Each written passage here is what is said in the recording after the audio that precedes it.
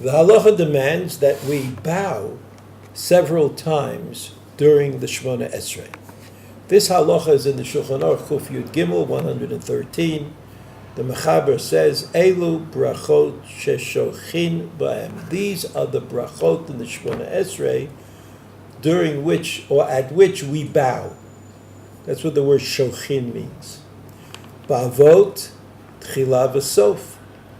That you, in the first bracha, we bow twice. Baruch atah Hashem, Elokeinu Elokei Avoteinu, we bow. At the end of the bracha, Baruch atah Hashem, Magen Avraham, we also bow. So that's twice. Ubehoda'ah, tchila v'sof. At the end of the Shemona Esrei, we also bow twice. The Mishnah Berurah explains, tchila v'sof, hayru b'tchilat modim. Right, when we say modim anachnu lach, we bow. V'levasof, at the end of the Hodah, when you say Baruch atah Hashem, hatov shimcha ulecha na'el hodot. So the Shulchan Aruch says that you bow 4 times. Right? He says, V'im ba lishchot b'sof kol bracha u'betchilata v'lamdim oto shelo yishcheh. So somebody comes along and says, I like this bowing. I'll bow in every bracha of the... I don't have to bow 4 times. I can bow 18 times or 19 times, as many brachot as there are. And the Mishnah, so the Shulchan Aruch says you shouldn't do that.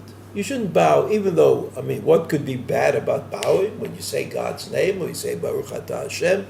It's a kind of way of being thankful, showing God appreciation.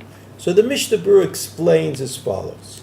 You should not, in turn, uproot the takana of Chachamim, or the way that Chachamim determined it. That everybody will come and say, you can be machmir as you wish, right? And then you can do, instead of doing 4, you're going to do 8, but you don't want to do the 4 that the Chachamim said, you'll do the 8 in the middle, or something of that kind. So we see a principle, and that principle is generally true, that if by being machmir, you might come to do the wrong thing, or you might come to invent a kula, a liberal position that doesn't exist, then you should avoid the chumrah. So in this case, even though there's no real reason to prevent me from bowing every time I make a bracha in the Shemona Esrei, nevertheless, the Shulchan Aruch says we should teach people not to do so. Right? Not to do so, because then you'll make some sort of a mistake. Now, even though the Shulchan Aruch says, Aval be'emtza itam yachol lishchot, that in the middle brachot you can bow down, right? That it would seem to be an unreasonable thing to do.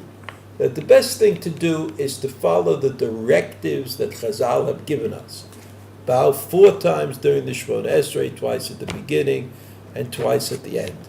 And adding other bowings on our own, even though surely it is permitted, is not necessarily advised, because it may produce a result that is not the result that we are interested in producing.